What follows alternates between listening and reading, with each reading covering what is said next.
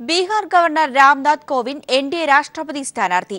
ബിജെപിയുടെ ദളിത് മോർച്ച അധ്യക്ഷനും രാജ്യസഭാംഗവുമായിരുന്ന ഉത്തർപ്രദേശിലെ കാൺപൂർ സ്വദേശിയായ കോവിന്ദ്. രാംനാഥ് കോവിന്റേത് ആർഎസ്എസ് രാഷ്ട്രീയം തന്നെയാണെന്നും വ്യാഴാഴ്ച ചേരുന്ന യോഗത്തിൽ വെച്ച് പ്രതിപക്ഷ പാർട്ടികൾ ഉചിതമായ തീരുമാനമെടുക്കുമെന്നും CPM general secretary Sitaram Yechury പറഞ്ഞു.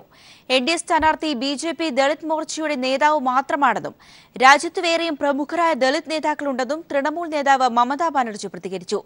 രാഷ്ട്രീയക്കാരനല്ലാത്ത ദളിത് സ്ഥാനാർത്ഥിയായിരുന്നെങ്കിൽ കൂടുതൽ ഉചിതമാകുമായിരുന്നുവെന്ന് ബിഎസ്പി നേതാവ് മായാവതിയും വ്യക്തമാക്കി. രാഷ്ട്രപതി തിരഞ്ഞെടുപ്പുമായി ബന്ധപ്പെട്ട ചർച്ചകളിൽ ഒരു ഘട്ടത്തിലും പറഞ്ഞു കേൾക്കാത്ത പേരായിരുന്നു രാംനാഥ് കോവിന്ദിന്റേത്. പ്രധാനമന്ത്രി നരേന്ദ്രമോദിയുടെ അധ്യക്ഷതയിൽ ചേർന്ന ബിജെപി പാർലമെന്ററി ബോർഡ് യോഗത്തിന് ശേഷം ദേശീയ അധ്യക്ഷൻ അമിത്ഷായാണ് രാംനാഥ് കോവിന്ദിനെ രാഷ്ട്രപതി സ്ഥാനാർത്ഥിയായി പ്രഖ്യാപിച്ചത്. एनडीए के प्रत्याशी के रूप में आज श्री रामनाथ कोविंद गवर्नर बिहार का नाम तय किया गया है और मैं रामनाथ जी का परिचय भी आपको देना चाहूंगा. സ്ഥാനാർത്ഥി പ്രഖ്യാപനത്തിന് ശേഷം പ്രധാനമന്ത്രി നരേന്ദ്രമോദി, കോൺഗ്രസ് അധ്യക്ഷ സോണിയാഗാന്ധി, മുൻ പ്രധാനമന്ത്രി മൻമോഹൻ സിംഗ് എന്നിവരെ ഫോണിൽ വിളിച്ച് പിന്തുണ തേടി. എന്നാൽ സ്ഥാനാർത്ഥി പ്രഖ്യാപനത്തിന് മുൻപ് അറിയിക്കാമെന്ന വാഗ്ദാനം ബിജെപി പാലിച്ചില്ലെന്ന് കോൺഗ്രസ് നേതാവ് ഗുലാം നബി ആസാദ് കുറ്റപ്പെടുത്തി. പ്രതിപക്ഷത്തിന്റെ ഭാഗത്തു നിന്നും സമവായത്തിനുള്ള ആത്മാർത്ഥ ശ്രമമുണ്ടായില്ലെന്ന് CPM general secretary Sitaram Yechury പറഞ്ഞു. ദളിത് സ്ഥാനാർത്ഥിയാണെങ്കിലും കോവിന്ദിന്റേത് ആർഎസ്എസ് രാഷ്ട്രീയം തന്നെയാണെന്നും യെച്ചൂരി പ്രതികരിച്ചു. On whom do you want to build a consensus? To which they had no answer then. They said when they decide they'll come back to us again with a proposal. Instead of coming back to us with a proposal, they have announced a candidate. വ്യാഴാഴ്ചത്തെ യോഗത്തിന് ശേഷം പ്രതിപക്ഷത്തിന്റെ തീരുമാനം എന്താണെന്ന് പ്രഖ്യാപിക്കുമെന്ന് തൃണമൂൽ കോൺഗ്രസ് നേതാവ് മമതാ ബാനർജിയും അറിയിച്ചു. ചർച്ചകൾക്കായി BJP നിയോഗിച്ച മന്ത്രിതല സമിതിയോട് പ്രതിപക്ഷ പാർട്ടികളുമായി സമവായ ചർച്ചകൾ തുടരാനാണ് പ്രധാനമന്ത്രി നരേന്ദ്രമോദി നൽകിയിരിക്കുന്ന നിർദ്ദേശം. രാഷ്ട്രപതി സ്ഥാനത്തേക്ക് മത്സരമുണ്ടാകുമോ എന്ന കാര്യം അറിയണമെങ്കിൽ വ്യാഴാഴ്ച ചേരുന്ന പ്രതിപക്ഷ പാർട്ടികളുടെ യോഗ തീരുമാനങ്ങൾക്കായി കാത്തിരിക്കണം. എൻഡിഎ സ്ഥാനാർത്ഥിക്കെതിരെ പൊതുസമ്മതനെ മത്സരിപ്പിക്കുക എന്ന തീരുമാനത്തിൽ ഉറച്ചു നിൽക്കുമെന്ന് തന്നെയാണ് പ്രതിപക്ഷ പാർട്ടി നേതാക്കളുടെ ആദ്യ പ്രതികരണത്തിൽ നിന്നും വ്യക്തമാകുന്നത്. ദില്ലിയിലെ ബിജെപി ആസ്ഥാനത്ത് നിന്നും എൻ സന്തോഷ്. ആധാരങ്ങൾ ആധാറുമായി ബന്ധിപ്പിക്കണമെന്ന ഉത്തരവ് വ്യാജമാണെന്ന് കേന്ദ്രം. അണ്ടർ സെക്രട്ടറി ഷിയാനാൻ സിംഗിന്റെ ഒപ്പോടുകൂടിയാണ് ഉത്തരവ് പ്രചരിച്ചത്. 1950 ശേഷമുള്ള എല്ലാ ആധാരങ്ങളും ആധാറുമായി ബന്ധിപ്പിക്കണമെന്നും ഓഗസ്റ്റ് 14 മുമ്പ് ബന്ധിപ്പിക്കാത്തവ ബിനാമി സ്വത്തായി കണക്കാക്കുമെന്നുമായിരുന്നു ഉത്തരവ് പ്രചരിച്ചത്. സംഭവത്തിൽ അന്വേഷണം ആരംഭിച്ചെന്നും സർക്കാർ വൃത്തങ്ങൾ വ്യക്തമാക്കി. സ്വാമി ഗംഗേശാനന്ദ കേസിൽ പെൺകുട്ടി പ്രതിയുടെ അഭിഭാഷകൻ അയച്ച കത്തിനു പിന്നിൽ സംഘപരിവാർ ഗൂഢാലോചനയെന്ന് കാമുകൻ.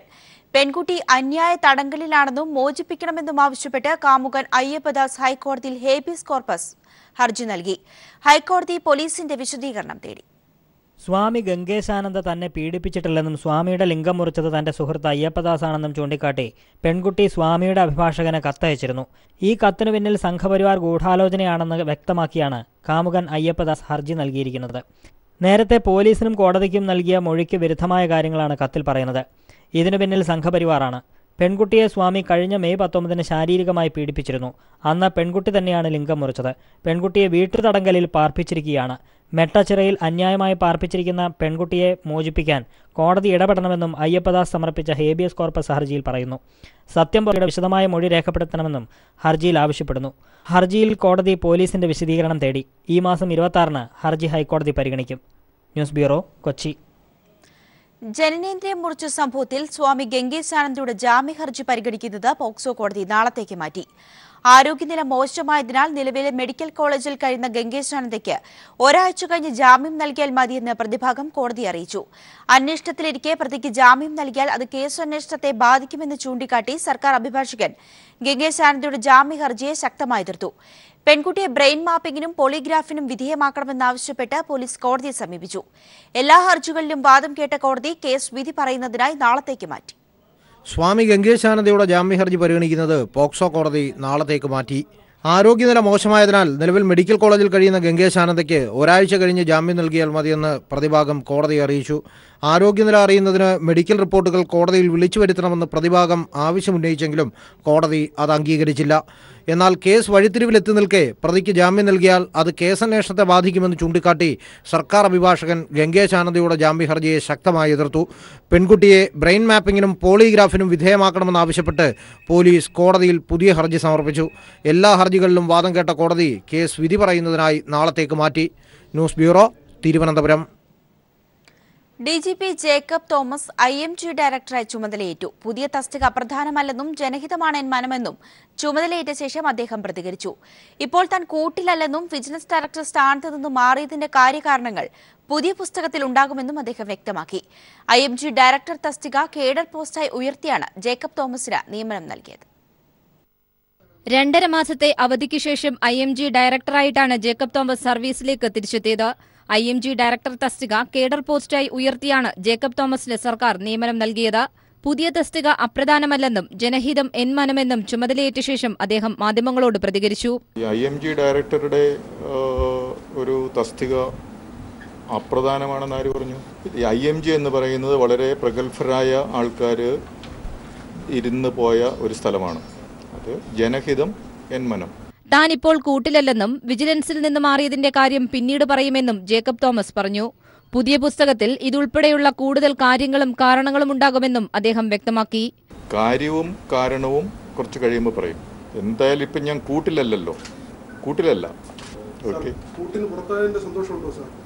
അല്ല, ഞാൻ നമ്മൾ ചില സമയത്ത് കൂട്ടിൽ കയറിയിരിക്കും, ചില സമയത്ത് കൂട്ടിന് പുറത്ത്. എവിടെ ആയാലും സന്തോഷം.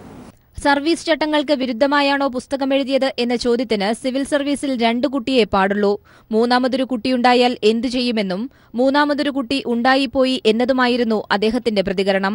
എല്ലാ വശങ്ങളും ഉൾക്കൊണ്ടുകൊണ്ടാണ് താൻ വിജിലൻസ് ഡയറക്ടറായി പ്രവർത്തിച്ചതെന്നും ജേക്കബ് തോമസ് വ്യക്തമാക്കി. News bureau, Thiruvananthapuram. ശ്രീവത്സം ഗ്രൂപ്പുമായി ബന്ധപ്പെട്ട് പത്തനംതിട്ട നഗരസഭയിൽ നിന്നും മോഷണം പോയ ഫയലുകൾ തിരിച്ചുകിട്ടി. കുടുംബശ്രീ ഓഫീസിന് സമീപത്ത് ഉപേക്ഷിക്കപ്പെട്ട നിലയിലായിരുന്നു ഫയലുകൾ. ഫയൽ കാണാതായ സംഭവത്തിൽ സ്പെഷ്യൽ ബ്രാഞ്ച് അന്വേഷണം ആരംഭിച്ച ഘട്ടത്തിലാണ് ഫയലുകൾ തിരിച്ചുകിട്ടിയത്. ശ്രീവത്സം ഗ്രൂപ്പ് പത്തനംതിട്ടയിൽ പണിതുകൊണ്ടിരിക്കുന്ന കെട്ടിടത്തെ സംബന്ധിച്ച ഫയലുകൾ കഴിഞ്ഞ വെള്ളിയാഴ്ചയായിരുന്നു നഗരസഭയിൽ നിന്ന് കാണാതായത്. ഇതാണ് കുടുംബശ്രീ കെട്ടിടത്തിന്റെ പരിസരത്ത് നിന്നും ഉപേക്ഷിക്കപ്പെട്ട നിലയിൽ കണ്ടെത്തിയതും. ശ്രീവത്സം ഗ്രൂപ്പിൽ ആദായനികുതി വകുപ്പ് ഉദ്യോഗസ്ഥർ പരിശോധന നടത്തിയപ്പോൾ തന്നെ പത്തനംതിട്ടയിലെ കെട്ടിടം പണിയെക്കുറിച്ചും പരാതികൾ ഉയർന്നിരുന്നു. തുടർന്ന് കഴിഞ്ഞ വെള്ളിയാഴ്ച നഗരസഭാധ്യക്ഷ രജനി പ്രദീപ് ഫയലുകൾ ഉദ്യോഗസ്ഥരിൽ നിന്നും വാങ്ങി പരിശോധിക്കുകയും ചെയ്തു. ശനിയാഴ്ച പോലീസ് ഉദ്യോഗസ്ഥരെത്തി പരിശോധനയ്ക്ക് ഫയൽ ആവശ്യപ്പെട്ടതിനെ തുടർന്ന് നോക്കുമ്പോഴാണ് ഫയൽ നഷ്ടപ്പെട്ടതായി കാണുന്നത്. മോഷണമാണെന്ന സംശയത്തെ തുടർന്ന് നഗരസഭാധ്യക്ഷ പോലീസ് ചീഫിന് പരാതി നൽകുകയും ഈ പരാതിയിൽ അന്വേഷണം ആരംഭിച്ച ഘട്ടത്തിലാണ് ഫയലുകൾ ഉപേക്ഷിച്ച നിലയിൽ കണ്ടെത്തിയതും. പൊതുമരാമത്ത് നിയമവും നഗരസഭാ കെട്ടിട നിർമ്മാണ നിയമവും ലംഘിച്ചാണ് കെട്ടിടം പണിക്ക് കഴിഞ്ഞ UDF കൗൺസിലിന്റെ കാലത്ത് അനുമതി നൽകിയതെന്നാണ് പരാതി. മാത്രവുമല്ല, പണി പൂർത്തിയാകാത്ത 4 നില കെട്ടിടത്തിന് നഗരസഭാ എഞ്ചിനീയറും മറ്റു ഉദ്യോഗസ്ഥരും ചേർന്ന് പണി പൂർത്തിയായതായി സർട്ടിഫിക്കറ്റും നൽകിയിരുന്നു. റിംഗ് റോഡ് പരിസരത്ത് വയൽ നികത്തി കെട്ടിടം പണിയുന്നതിന് നിലവിലെ നിയമം അനുമതി നൽകാത്ത ഘട്ടത്തിൽ കഴിഞ്ഞ സർക്കാരിന്റെ കാലത്ത് റവന്യൂ വകുപ്പ് പ്രത്യേക അനുമതി നൽകുകയായിരുന്നെന്നാണ് വിവരം. ഫയൽ കാണാതായ സംഭവത്തിന് ഉത്തരവാദികളെ ഉടൻ കണ്ടെത്തുമെന്ന് പോലീസും വ്യക്തമാക്കി. News bureau, Pathanamthitta. പുതുവൈപ്പിൽ IOC പ്ലാന്റിനെതിരെ നടക്കുന്ന സമരം ഒത്തുതീർപ്പാക്കാൻ മുഖ്യമന്ത്രി വിളിച്ച ചർച്ച തിരുവനന്തപുരത്താണെങ്കിൽ പങ്കെടുക്കില്ലെന്ന് സമരസമിതി. ചർച്ച കൊച്ചിയിലാണെങ്കിൽ പങ്കെടുക്കാമെന്നും സമരസമിതിക്കാർ അറിയിച്ചു. അതേസമയം സമരത്തിനു പിന്നിൽ ചില തീവ്ര സംഘടനകൾക്ക് പങ്കുണ്ടോ എന്ന് അന്വേഷിക്കണമെന്ന് റൂറൽ SP വ്യക്തമാക്കി. പുതുവൈപ്പിൽ IOCയുടെ പുതിയ സംഭരണ പ്ലാന്റിനെതിരെ സമരം നടത്തുന്നവരും പോലീസും തമ്മിൽ കഴിഞ്ഞ ദിവസം ഏറ്റുമുട്ടിയിരുന്നു. ഈ സാഹചര്യത്തിൽ പ്രശ്നപരിഹാരത്തിനായി ഈ മാസം 21-ന് മുഖ്യമന്ത്രി ചർച്ച വിളിച്ചിട്ടുണ്ട്. മാത്രമല്ല, ചർച്ച നടക്കുന്ന ദിവസം വരെ പ്ലാന്റിന്റെ നിർമ്മാണം നിർത്തിവെക്കുന്നതായി IOC അധികൃതർ ജില്ലാ കളക്ടറെ അറിയിക്കുകയും ചെയ്തിരുന്നു. ഈ സാഹചര്യത്തിലാണ് ചർച്ച തിരുവനന്തപുരത്താണെങ്കിൽ തങ്ങൾ പങ്കെടുക്കില്ലെന്ന നിലപാടുമായി സമരസമിതി രംഗത്തെത്തിയിരിക്കുന്നത്. കൊച്ചിയിലാണ് ചർച്ചയെങ്കിൽ പങ്കെടുക്കാമെന്നും സമരസമിതി നിലപാടറിയിച്ചു. അതേസമയം സമരത്തിനു പിന്നിൽ ചില തീവ്ര സംഘടനകൾക്ക് പങ്കുണ്ടോ എന്ന് സംശയിക്കുന്നതായി റൂറൽ SP AV ജോർജ് പറഞ്ഞു. ഇക്കാര്യം പ്രത്യേകം അന്വേഷിക്കുമെന്നും SP വ്യക്തമാക്കി. സമരക്കാർക്ക് നേരെ കഴിഞ്ഞ ദിവസമുണ്ടായ പോലീസ് നടപടിയിൽ പ്രതിഷേധിച്ച് വൈപ്പിനിൽ UDF ഹർത്താൽ ആചരിക്കുകയാണ്. News bureau, Kochi. പുതുവൈപ്പിൻ സംഭവത്തിൽ കുറ്റക്കാരായ പോലീസുകാർക്കെതിരെ നടപടിയെടുക്കണമെന്ന് കാനം രാജേന്ദ്രൻ. തീവ്രവാദ ബന്ധം ആരോപിക്കുന്നത് വീഴ്ച മറച്ചുവെക്കാനാണെന്നും കാനം പ്രതികരിച്ചു. പുതുവൈപ്പിൽ കഴിഞ്ഞ 2-3 ദിവസക്കാലമായി നടന്നുകൊണ്ടിരിക്കുന്ന നരനായാട്ടമാണ്. അതിൽ ഉത്തരവാദികളായ ഉദ്യോഗസ്ഥരുടെ പേരിൽ നടപടിയെടുത്തുകൊണ്ട് ഈ കാര്യത്തെക്കുറിച്ച് അന്വേഷിക്കണം. സമരസമിതിയുമായി ചർച്ച ചെയ്ത് എങ്ങനെ ഇനി മുന്നോട്ട് പോകണം എന്നതിനെ സംബന്ധിച്ച് ഒരു ധാരണയിലെത്തണം. വികസന കാര്യത്തിൽ മുഖ്യമന്ത്രി പിണറായി വിജയനെ അഭിനന്ദിച്ച് ഒ രാജഗോപാൽ. പിണറായിയുടേത് വികസനത്തിൽ കക്ഷി രാഷ്ട്രീയം നോക്കാതെയുള്ള നിലപാടുകളാണെന്ന് രാജഗോപാൽ കോഴിക്കോട് പറഞ്ഞു. ബഹുമാനപ്പെട്ട കേരളത്തിന്റെ മുഖ്യമന്ത്രി ശ്രീ പിണറായി വിജയനും ആ സഹകരണ വികസനത്തിന്റെ കാര്യത്തിൽ കക്ഷി രാഷ്ട്രീയം നോക്കേണ്ട ആവശ്യമില്ല എന്നുള്ള ഒരു നിലപാട് സ്വീകരിച്ച് കാണുന്നതിൽ സന്തോഷമുണ്ട്. മെട്രോ യാത്രയിൽ കുമ്മനം നുഴഞ്ഞുകയറിയതല്ലെന്ന് ഒ രാജഗോപാൽ. മെട്രോ യാത്ര ഔദ്യോഗിക പരിപാടി ആയിരുന്നില്ലെന്നും അതുകൊണ്ട് പ്രോട്ടോകോൾ ലംഘനമില്ലെന്നും രാജഗോപാൽ പറഞ്ഞു. അദ്ദേഹത്തെ ക്ഷണിച്ചിട്ടാണ് പോയത്. സംസ്ഥാന പ്രസിഡന്റ് വലിഞ്ഞു കയറി പോയതല്ല. പ്രോട്ടോകോൾ ബാധിക്കുന്ന ഔദ്യോഗികമായ ഉദ്ഘാടന വേളയിൽ അദ്ദേഹം മാറിയിരുന്നു. അദ്ദേഹത്തിനെ വിളിച്ചിട്ടില്ല. മറ്റ് ട്രെയിൻ സഞ്ചാരത്തിൽ പോകുന്നത് അത് ഔദ്യോഗികമായിട്ടുള്ള പരിപാടിയല്ല. അതുകൊണ്ട് അതിന് പ്രോട്ടോകോൾ ബാധകമല്ല. പക്ഷെ അതിൻ്റെ പേരിൽ പ്രധാനമന്ത്രി ആവശ്യപ്പെട്ടതനുസരിച്ച് ക്ഷണിച്ചതനുസരിച്ച് അദ്ദേഹത്തിനോടൊപ്പം ആ ട്രെയിനിൽ യാത്ര ചെയ്തു. അവിടെ മറ്റു പലരും ഉണ്ടായിരുന്നല്ലോ. അഫ്ഗാനിസ്ഥാനിലെ IS കേന്ദ്രത്തിൽ മലയാളി യുവാവ് കൊല്ലപ്പെട്ടതായി ടെലിഫോൺ സന്ദേശം. പാലക്കാട് മംഗലശ്ശേരി സ്വദേശി സജീർ കൊല്ലപ്പെട്ടതായി കാസർഗോഡ് പടന്ന സ്വദേശിക്കാണ് സന്ദേശം ലഭിച്ചത്. അഫ്ഗാനിലെ IS കേന്ദ്രത്തിലുള്ള അഷ്ഫാഖ് മജീദാണ് പടന്ന സ്വദേശിക്ക് സജീറിന്റെ ഫോട്ടോ ഉൾപ്പെടെയുള്ള സന്ദേശം അയച്ചത്. നേരത്തെയും അഷ്ഫാഖ് IS കേന്ദ്രത്തിൽ നിന്നും സന്ദേശങ്ങൾ അയച്ചിട്ടുണ്ട്. കോഴിക്കോട് CPM ജില്ലാ കമ്മിറ്റി അംഗം KK ദിനേശിന്റെ വീടിന് നേരെ ബോംബെറിഞ്ഞ സംഭവത്തിൽ BJP പ്രവർത്തകൻ കസ്റ്റഡിയിൽ. ദിനേശിന്റെ കുറ്റ്യാടി മൊകേരിയുടെ വീടിനു നേരെയാണ് ബോംബെറിഞ്ഞത്. തലനാരിഴയ്ക്കാണ് വൻ ദുരന്തം ഒഴിവായത്. ആക്രമണത്തിൽ വീടിന്റെ മുൻഭാഗം തകർന്നിട്ടുണ്ട്. ആക്രമണം ആസൂത്രിതമാണെന്ന് CPM കോഴിക്കോട് ജില്ലാ സെക്രട്ടറി P മോഹനൻ മാസ്റ്റർ പറഞ്ഞു. CPIM കോഴിക്കോട് ജില്ലാ കമ്മിറ്റി അംഗവും കർഷക തൊഴിലാളി യൂണിയൻ ജില്ലാ സെക്രട്ടറിയുമായ KK ദിനേശിന്റെ വീടിന് നേരെ പുലർച്ചെ 2:30 മണിയോടെയാണ് അക്രമികൾ ബോംബെറിഞ്ഞത്. കുറ്റ്യാടി മൊകേരിയിലെ വീടിന് നേരെ 2 സ്റ്റീൽ ബോംബുകളാണ് എറിഞ്ഞത്. ആക്രമണത്തിൽ വീടിന്റെ 2 നിലകളിലെയും വാതിലുകൾ തകർന്നു. മുൻഭാഗത്തെ ഭിത്തിയും ടൈൽസും ഇളകിയിട്ടുണ്ട്. ബൈക്കിലെത്തിയ BJP പ്രവർത്തകരാണ് ആക്രമണം നടത്തിയത്. ഉഗ്രസ്ഫോടനമാണ് നടന്നതെന്നും രാഷ്ട്രീയ വിരോധമാണ് അക്രമത്തിന് പിന്നിലെന്നും KK ദിനേശൻ പറഞ്ഞു. RSSനും BJPക്കും യൂണിറ്റോ പ്രവർത്തകരോ ഇല്ലാത്ത ഈ പ്രദേശത്ത് വളരെ ആസൂത്രിതമായാണ് ഇങ്ങനെയൊരു ആക്രമണത്തിന് മുതിർന്നിട്ടുള്ളത്. CPIMന്റെ ജില്ലാ കമ്മിറ്റി അംഗവും കർഷക തൊഴിലാളി യൂണിയൻ്റെ ജില്ലാ സെക്രട്ടറിയുമായി പ്രവർത്തിക്കുന്ന ആൾ എന്ന നിലയിൽ എൻ്റെ വീടിനെ ലക്ഷ്യം വെച്ചും വ്യക്തിപരമായി ലക്ഷ്യം വെച്ചും നടത്തിയിരിക്കുന്ന ആക്രമണത്തിൻ്റെ ഭാഗമാണിത്. സംഭവവുമായി ബന്ധപ്പെട്ട BJP പ്രവർത്തകൻ ബിപിൻ ദാസിനെ പോലീസ് കസ്റ്റഡിയിലെടുത്തിട്ടുണ്ട്. ഇയാൾ നേരത്തെ പോലീസിനെ ആക്രമിച്ച കേസിലും പ്രതിയാണ്. നേരത്തെ CPIM ജില്ലാ സെക്രട്ടറി P മോഹനൻ മാസ്റ്റർക്ക് നേരെയും BJP RSS പ്രവർത്തകർ ബോംബാക്രമണം നടത്തിയിരുന്നു. ജില്ലയിൽ സംഘർഷമുണ്ടാക്കാനുള്ള ആസൂത്രിത നീക്കമാണ് RSS നടത്തുന്നതെന്ന് വീട് സന്ദർശിച്ച P മോഹനൻ മാസ്റ്റർ പറഞ്ഞു. യാതൊരു സംഘർഷവും ഇല്ലാത്തൊരു മേഖലയാണിത്. ഇവിടെ സംഘർഷങ്ങൾ കുത്തിപ്പൊക്കി CPMന്റെ അണികളെ പ്രവർത്തകരെ എല്ലാം പ്രകോപിതരാക്കുന്നതിനാണ് ഈ ഗൂഢാലോചന എന്നുള്ളത് വ്യക്തമാണ്. അക്രമം അവസാനിപ്പിക്കണമെന്ന സമാധാനയോഗ തീരുമാനം കാറ്റിൽ പറത്തിയാണ് CPIM നേതാവിന്റെ വീടിന് നേരെ ആക്രമണം നടത്തിയത്. ആക്രമണ വിവരമറിഞ്ഞ് ഉന്നത പോലീസ് ഉദ്യോഗസ്ഥരും CPIM പ്രവർത്തകരും KK ദിനേശിന്റെ വീട്ടിലേക്ക് എത്തിയിരുന്നു. News bureau Kozhikode. ഗൾഫിൽ നിന്നും കൊച്ചിയിലേക്കുള്ള യാത്രക്കിടെ വിമാനത്തിനുള്ളിൽ പ്രസവിച്ച മലയാളി യുവതിയും കുഞ്ഞും മുംബൈയിലെ ആശുപത്രിയിൽ സുഖമായിരിക്കുന്നു. 35,000 അടി ഉയരത്തിലായിരുന്നു വിമാനം. അടിയന്തരമായി മുംബൈ വിമാനത്താവളത്തിലിറക്കി യുവതിയെയും കുഞ്ഞിനെയും ആശുപത്രിയിലേക്ക് മാറ്റുകയായിരുന്നു. കുഞ്ഞിന് ജെറ്റ് എയർവേസിന്റെ ലൈഫ് ടൈം ഫ്രീ ടിക്കറ്റ് സമ്മാനമായി ലഭിക്കും. സൗദിയിലെ ദമാമിൽ നിന്ന് കൊച്ചിയിലേക്ക് ഫ്ലൈറ്റിൽ യാത്ര തുടങ്ങുമ്പോൾ മലയാളിയായ സിസിമോളുടെ ഉദരത്തിൽ 30 ആഴ്ച മാത്രം പ്രായമായ ഒരു കുഞ്ഞുണ്ടായിരുന്നു.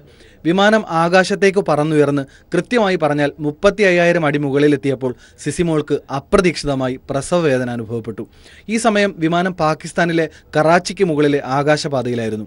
ഫ്ലൈറ്റിൽ മെഡിക്കൽ സംഘം ഇല്ലാതിരുന്നതിനാൽ ഫ്ലൈറ്റ് അധികൃതർ യാത്രക്കാരിൽ ആരെങ്കിലും ഡോക്ടറാണെങ്കിൽ അടിയന്തര സഹായം നൽകാൻ അനൗൺസ് ചെയ്തു. എന്നാൽ പാരാമെഡിക്കൽ നഴ്സായ ഒരു മലയാളി സ്ത്രീ മാത്രമാണ് മുന്നോട്ട് വന്നത്. ആ കൊച്ചി സ്വദേശിയുടെ നേതൃത്വത്തിൽ 4 വിമാന ജീവനക്കാർ ചേർന്ന് സിസിമോളുടെ പ്രസവ ശുശ്രൂഷകൾ നടത്തി. അങ്ങനെ പാകിസ്ഥാന്റെ ആകാശത്ത് സിസിമോൾ ഒരു ഇന്ത്യക്കാരനായ ആൺകുഞ്ഞിന് ജന്മം നൽകി. തുടർന്നുള്ള യാത്ര ആരോഗ്യത്തെ ബാധിക്കാനുള്ള സാധ്യത കണക്കിലെടുത്ത് കൊച്ചിയിലേക്കുള്ള വിമാനം മുംബൈയിലിറക്കി അമ്മയെയും കുഞ്ഞിനെയും മുംബൈയിലെ അന്ധേരി ആശുപത്രിയിൽ പ്രവേശിപ്പിച്ചു. ജെറ്റ് എയർവേസിന്റെ 9W569 എന്ന വിമാനമാണ് ഈ അപൂർവ നിമിഷത്തിന് വേദിയായത്. ഈ പുതിയ അതിഥിക്ക് ജെറ്റ് എയർവേസ് വിലമതിക്കാനാകാത്തൊരു സമ്മാനവും വാഗ്ദാനം ചെയ്തു. ആജീവനാന്ത സൗജന്യ വിമാനയാത്രയാണ് ആകാശത്തു ജനിച്ച ഈ അതിഥിക്കുള്ള ജെറ്റ് എയർവേസിന്റെ ജന്മദിന സമ്മാനം. News desk. കൊച്ചിയിൽ വിവാഹ അഭ്യർത്ഥന നിരസിച്ചെന്നാരോപിച്ച് യുവതിക്ക് നേരെ ആക്രമണം. യുവതിയുടെ കഴുത്തിന് മുറിവേറ്റു. ആക്രമണം നടന്ന മണിക്കൂറുകൾക്കകം പ്രതി പോലീസിന്റെ പിടിയിലായി. കോതമംഗലം സ്വദേശി ശ്യാമാണ് പിടിയിലായത്. രാവിലെ 6 മണിയോടെയാണ് സംഭവം. കലൂർ ദേശാഭിമാനി ജംഗ്ഷന് സമീപം സ്വകാര്യ ലാബിൽ ജോലി ചെയ്തിരുന്ന പെൺകുട്ടിയാണ് ആക്രമിക്കപ്പെട്ടത്. ബൈക്കിലെത്തിയ യുവാവ് പെൺകുട്ടിയെ പെയിന്റ് മിക്സിന് ഉപയോഗിക്കുന്ന പുട്ടി ബ്ലേഡ് ഉപയോഗിച്ച് കഴുത്തിന് പിന്നിൽ കുത്തി മുറിവേൽപ്പിക്കുകയായിരുന്നു. കുട്ടിയുടെ കരച്ചിൽ കേട്ട് ഓടിക്കൂടിയ നാട്ടുകാർ പെൺകുട്ടിയെ ആശുപത്രിയിലെത്തിച്ചു. അതേസമയം യുവാവ് ബൈക്കിൽ കടന്നു കളഞ്ഞു. പെൺകുട്ടിയെ കഴുത്തറുത്ത് കൊലപ്പെടുത്താനായിരുന്നു യുവാവിന്റെ ശ്രമമെന്ന് ദൃക്സാക്ഷികൾ പറഞ്ഞു. കൈ കിട്ടിയ ബാറായിട്ട് അവിടെ നിന്ന് ഓടി ഈ 3 നിലയെന്ന് സ്റ്റെപ്പ് ഓടി ഇറങ്ങി താഴെ വന്ന് ഞാൻ താഴെ വന്ന് അവിടെ നിന്ന് തന്നെ അലറിയപ്പോഴേക്കും ഇവൻ ആ അലർച്ചയിൽ ഇവൻ്റെ ആ ഉദ്യമത്തിൽ നിന്ന് അവൻ പിൻവാങ്ങാനുണ്ടായത്. അപ്പോൾ ഇവളുടെ കൂടെ ഈ പെൺകുട്ടിയുടെ കൂടെ വർക്ക് ചെയ്യുന്ന ഒരു പെൺകുട്ടിയാണ്, ഒരു മണിപ്പൂരികാരിയാണ്. അവള് ഇവനെ പ്രതിരോധിക്കാനായിട്ട് നല്ലവണ്ണം ശ്രമിക്കുന്നുണ്ടായിരുന്നു. കാരണം എന്ന് വെച്ച് കഴിഞ്ഞാൽ അവളുടെ ശ്രമം ആ തക്ക സമയത്ത് അത് ഉപകരിച്ചു എന്ന് വേണം പറയാനായിട്ട്. ഞാൻ ഈ ബാറായിട്ട് ഓടി വന്നെ കണ്ടിട്ടാണ് അവൻ പെട്ടെന്ന് ബൈക്ക് ഇവിടെ സ്റ്റാർട്ട് ചെയ്ത് നിർത്തിയിട്ടുണ്ടാവണമെന്ന് പ്രതീക്ഷിക്കണം. കാരണം അത്ര വേഗത്തിൽ അവനവിടെ നിന്ന് സ്കിപ്പായി പോയി. അതാണ് ഉണ്ടായത്.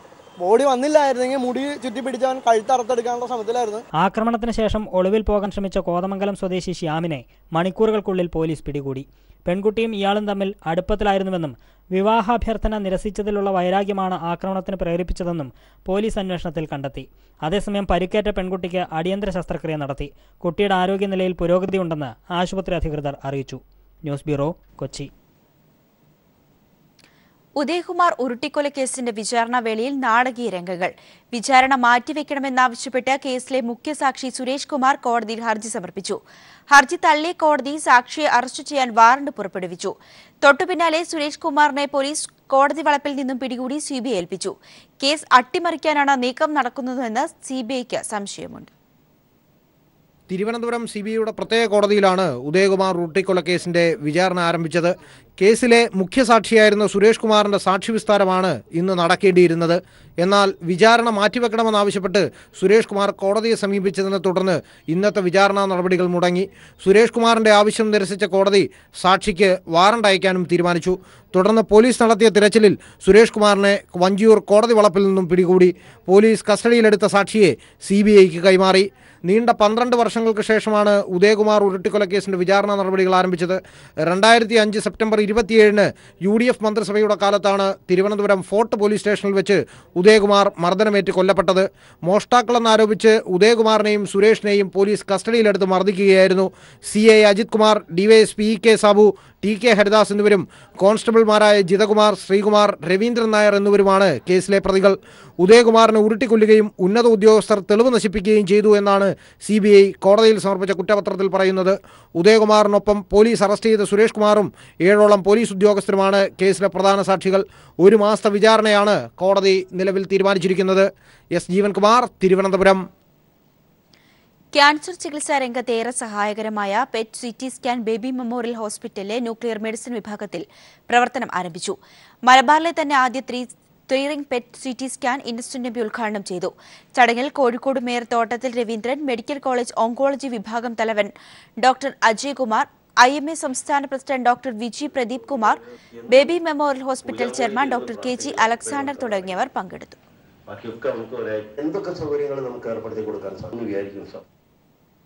സംസ്ഥാനത്ത് പനി വ്യാപകമാകുന്നത് തടയാനുള്ള സന്നദ്ധ പ്രവർത്തനങ്ങളിൽ പങ്കാളികളാകാൻ മുഴുവൻ പാർട്ടി ഘടകങ്ങളും വർഗ ബഹുജന സംഘടനകളും അനുഭാവികളും സജീവമായി രംഗത്തിറങ്ങണമെന്ന് CPM സംസ്ഥാന സെക്രട്ടറി കോടിയേരി ബാലകൃഷ്ണൻ പ്രസ്താവനയിൽ ആവശ്യപ്പെട്ടു. വീടും പരിസരവും പൊതുസ്ഥലങ്ങളും ശുചീകരിക്കാൻ ഓരോ പ്രദേശത്തും ബഹുജനങ്ങളെ പങ്കെടുപ്പിച്ച് സന്നദ്ധ പ്രവർത്തനത്തിൽ ഏർപ്പെടുത്തണം. പനി വ്യാപിക്കുന്നത് തടയാനുള്ള ശ്രമങ്ങൾ ഗവൺമെന്റ് ആരംഭിച്ചിട്ടുണ്ട്. ഓരോ പ്രദേശത്തെയും ആരോഗ്യ പ്രവർത്തകരെയും സന്നദ്ധ സംഘടനാ പ്രവർത്തകരെയും തദ്ദേശ സ്ഥാപനങ്ങളെയും ബന്ധപ്പെട്ട് വ്യാപകമായ ബോധവൽക്കരണവും ശുചീകരണ പ്രവർത്തനങ്ങളും ഏറ്റെടുക്കാൻ പാർട്ടി ഘടകങ്ങളും പൊതുജന സംഘടനകളും തയ്യാറാകണമെന്നും കോടിയേരി ആവശ്യപ്പെട്ടു. കൊച്ചി മെട്രോ ഇന്നു മുതൽ പൊതുജനങ്ങൾക്ക് സ്വന്തം. രാവിലെ 6 മണി മുതൽ മെട്രോ സർവീസ് ആരംഭിച്ചു. ആദ്യ ദിനം തന്നെ മെട്രോയിൽ യാത്ര ചെയ്യാൻ സ്റ്റേഷനുകളിൽ നീണ്ട നിര തന്നെയായിരുന്നു. ഉത്സവ ലഹരിയിലായിരുന്നു മലയാളികളുടെ സ്വന്തം മെട്രോയിൽ യാത്ര ആസ്വദിച്ചത്. വൈകിട്ട് 7 മണി വരെയുള്ള കണക്കുപ്രകാരം വരുമാനം 20 ലക്ഷം കടന്നു. 62,320 പേരാണ് 7 മണി വരെ യാത്ര ചെയ്തത്.